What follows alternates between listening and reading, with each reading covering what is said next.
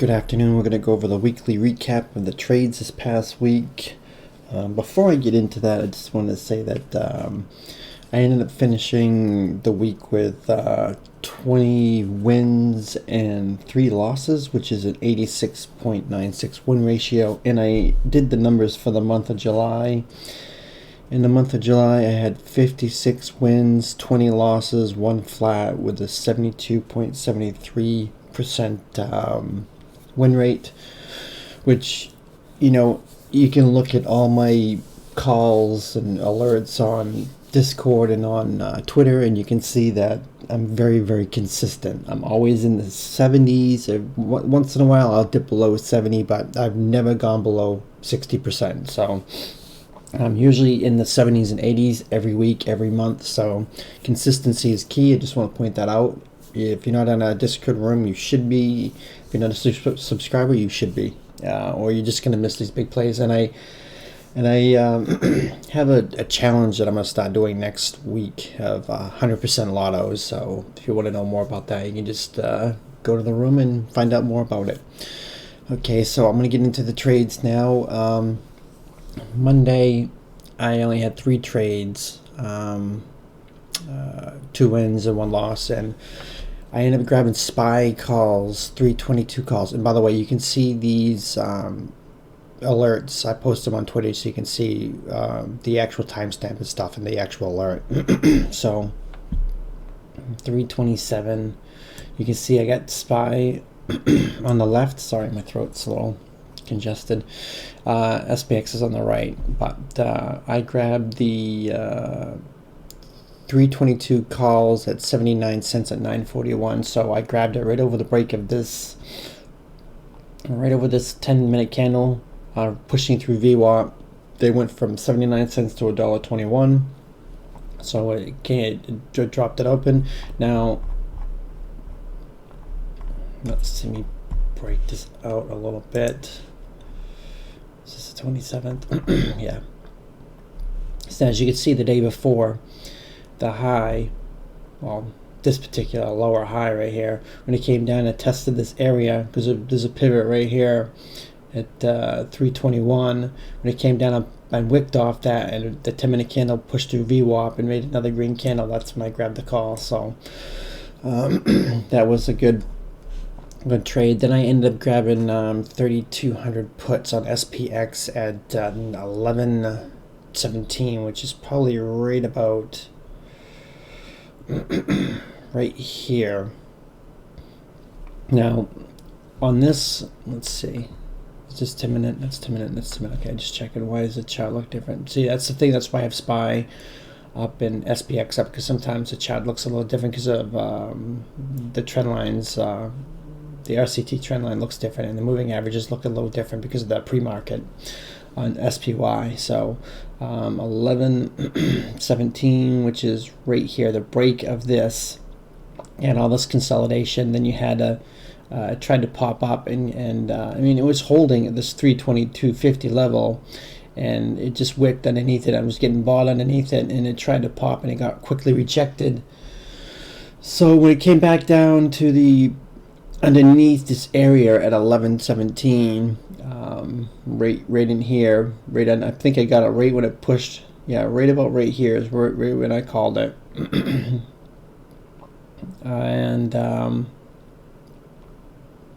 And I got the puts on the way down, so they went from $1 to $2.80 on this little push down. Now the SPX moves a lot faster than SPY, so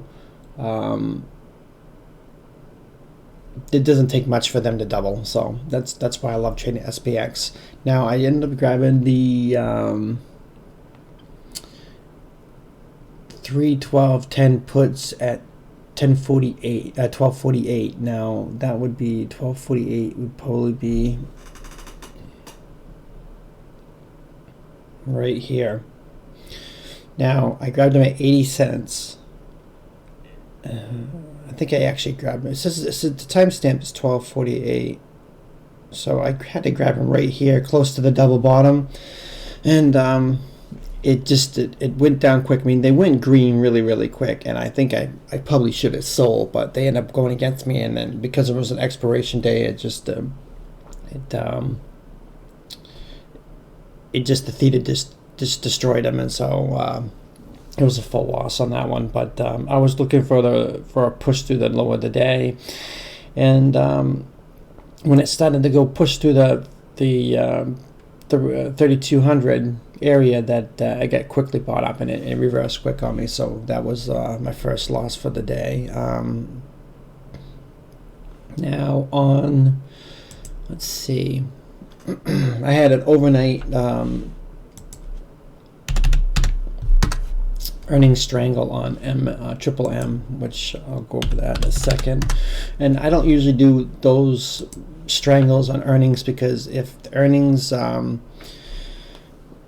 because the strangle is you buy a put and you buy a call, and that if the earnings goes up, you win on the calls, you lose on the puts, and if the code drops, you win on the puts and you lose on the calls. But you have to get it where if like I had the Triple M puts at 152.50, puts at 52 cents, and I had 172.50 calls at 47 cents. So they needed to go over at least $1 in one direction to be profitable, because you have to add, let's see, if you have 52 puts and the puts end up going green, it means the puts need to at least go over 99 cents to cover the loss of the calls to be profitable. So they end up going up to $1.30. So I've traded Triple M almost every earnings, and they usually make big moves. You rarely see Triple M flat. So I've done strangles before, and I've gotten destroyed because it will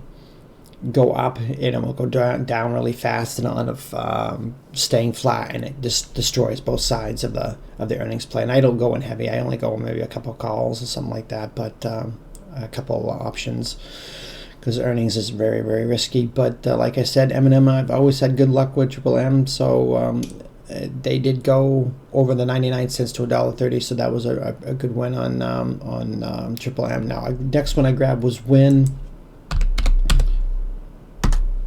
Now, let me get WYNN up for the 28th right here.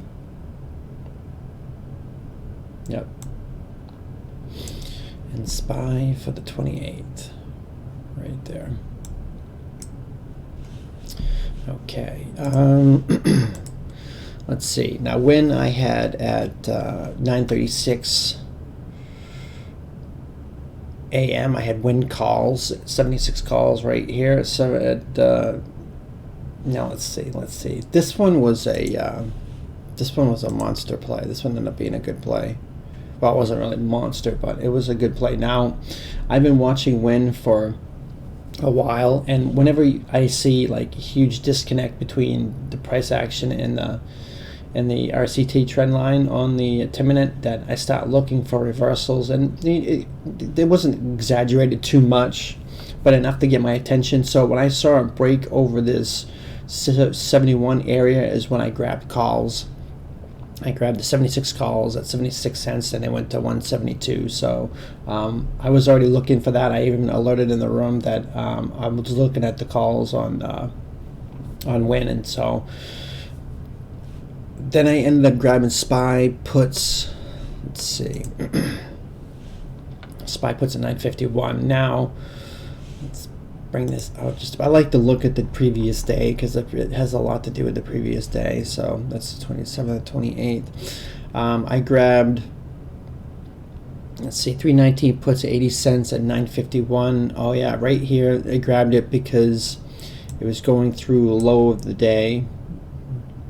It was a quick little drop. So right here I made this little candle. When it got back down, I made the call right under here, and it dropped down. So they ended up going from 80 cents to 101 just on that little drop. I mean, that's why I like SPX. I mean, this drop, if this drop was to happen On SPX, that would have probably been a 100% move.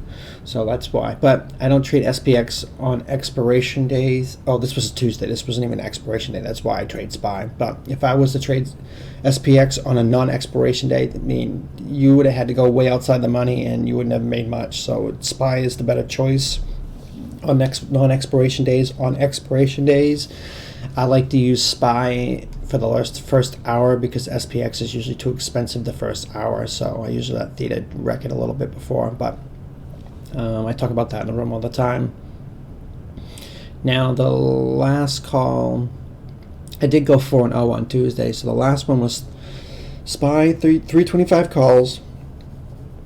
I got them at 1246, which was right here, right off the bounce off VWAP, pushing through the 20 EMA, and they ended up, I got the 325 calls of 64 cents, and they went from 64 cents to 86. So from here, 322.89 to 323.55. I mean, it only went up like 22 cents. I mean, that probably would have been a 100% move right there in SPX. But because it's Tuesday, there's nothing you can do. I'm not paying $20 or $25 for a contract on SPX on non-expiration. I'd rather just wait. I'm not greedy.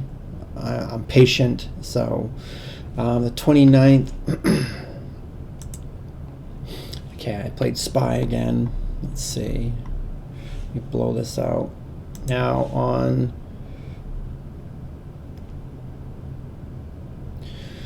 let's see, on the 29th, I ended up going, which was Wednesday, I believe. Was it Wednesday? Yep. I went 4-1, and I also played BA. Okay. Got SPY on the right, BA on the left. Back this up just a tiny bit. Okay. SPY, I got 323 calls at 83 cents at 9:32. I got it right out of the gate, right when I saw it breaking over this 324. I mean, when it opened up and it rejected right here, but when it opened up and went over it, I had a strong probability that it's going to pop and push through this level. Plus, you had an inverted head and shoulders pre-market, so it was you had a high probability of it popping, and it did. So those calls went from 83 cents right here to $2.53. Now, if that was SPX, which this was a expiration day, that they were too expensive. But if this was the midday, they would have gone probably 300-400. No, actually, they went 200% on the SPY. They probably would have gone 1,000%. You can pretty much 10 times it for SPX because it moves a lot faster. Then I grabbed BA puts at 72 cents at 9:41. Now BA had bad earnings, and right when it made this 10-minute candle, it started to pop up. And once it made a new low on the other second 10-minute candle, I grabbed puts at 157.50 puts at 72 cents. They went to $1.53 just in this little drop. I thought they would have been gone a little more, but it doesn't matter. That was a good play either way. Then the next one was, let's see, BABA. I'll put BABA over here. Then it was the next one after that was Netflix. Okay, the 29th. Okay. Now I grabbed BABA 247.50 puts at 96 cents at 11:18, which was, I believe, the push through VWAP. Yep, right there. As I saw it popping up here in VWAP, and when I saw it, just staying in this little area, when it pushed through VWAP, I grabbed the puts. They went from 96 cents to $1.31 in this little move. Then I grabbed Netflix 474 puts at 98 cents at 11:51, which was right here. You get this little descending triangle There's the support line right there, and you can see it. I don't need to draw lines because I can see it without drawing lines, but I sometimes draw lines for the room. Actually, I do draw lines for the room so they can see it visually. But when you get more experience and you see these setups, you don't need to draw lines. You can see it. You can eyeball it, and that's exactly what I did. So when I saw this little setup and the candles right here are getting tighter and tighter underneath the 200 EMA, which is the purple line, that I looked for the drop, and it's exactly what it did. They ended up going from 98 cents to $1.71, so that was a good little push down. Then the last call of the day was SPX. It was an end of the day lotto, I believe. Yeah, no, it was not end of the day. I did it at 151. Now, let's see, 29. 151. Oh yeah, this is, yeah, I remember this because I was watching it right here. It rejected, and I was going to grab it here, and I think I missed it because I think I don't know. I think I looked away and I just missed it, and it bounced off the 200 EMA. And what happened is consolidating on the RCT trend line. Then when I saw it break, I grabbed the 325.15 puts at $1, and once it came down to the 20 EMA, it just popped, and they got destroyed. So I hung on to it, thinking we'd have the end of the day dump, and it didn't happen. So that was a loss on that. Was my second loss for the week. Now, Thursday I had Thursday was a good day. Thursday had 5 wins. Okay, let's go with Power and ROKU. Now, first one was ROKU. Yeah, ROKU has been really good to me this week. So now ROKU at 954.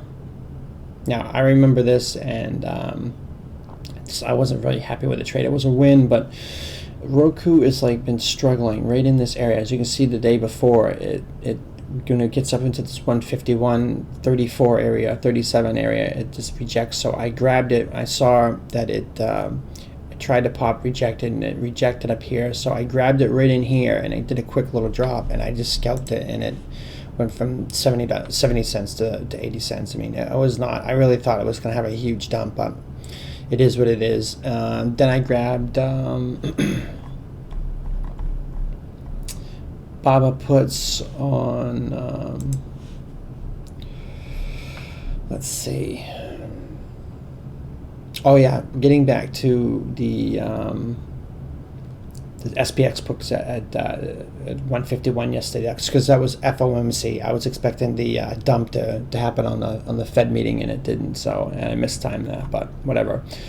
Then I had the 245 Baba puts at 1015, which was right here right on this lower day. I got a right here for a little push down, and there was weak push, went from 65 cents to 92 cents right here. And I just was realizing, okay, I mean, ROKU didn't really follow through. Baba didn't follow through. The day is starting out choppy after FOMC, so I was not very happy with that. So I ended up grabbing ROKU puts again, and this time the first time I had 145 puts, but this time, because it popped more, I grabbed 149 puts at 1207, which was right here. When I drew the line right here, and I saw when it was up in the 154 area, I should say 153.50 area. This whole area right here rejected the previous day, so I grabbed them right here and thinking for another double top. And they did. They end up going from 90 cents to $1.66 right here on this drop. So I did grab ROKU for that. Then I end up grabbing, let's see, Netflix. Oops.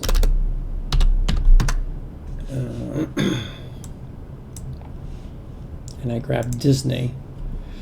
Now let's see, Disney. Okay. I'm going to bring this out. What day is it? The 30th. Okay. Let's see. I grabbed Netflix at 1246. I grabbed the 470 puts. 1246.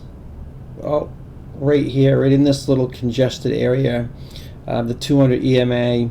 I love the EMA rejections. So when they come down and like right here, it dropped, tested the RCT trend line, popped, went to the EMA, consolidated. I did grab it right 1246, which was right here on this push down. Oh yeah, I remember that because when I rejected this 200 EMA and it got underneath this 486.40 area, that I grabbed push and it popped back up, and I almost dumped it, and it came back down, and they went down to VWAP, and they ended up going from 77 cents to $1.05. So I think that some people got stopped out. I didn't, because I know the tricks on these market makers. A lot of the time they like to pop it just a little bit to fish for stop losses and get people out and get people to panic, thinking that, oh, it's going to pop very big, and it doesn't. So you got to watch for those fake outs. They happen all the time. Sometimes you just got to stay in it and take the chance, take the risk. If you don't like risk, you just reduce size where you can tolerate it,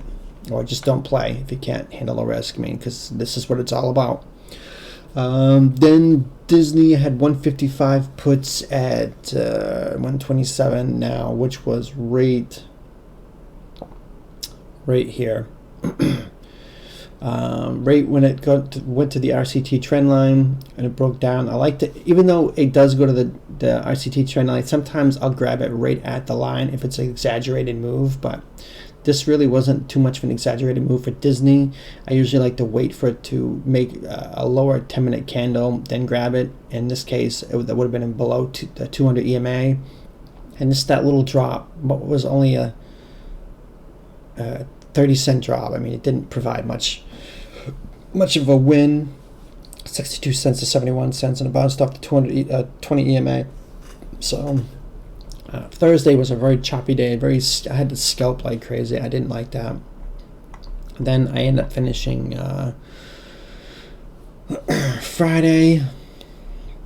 Let's see.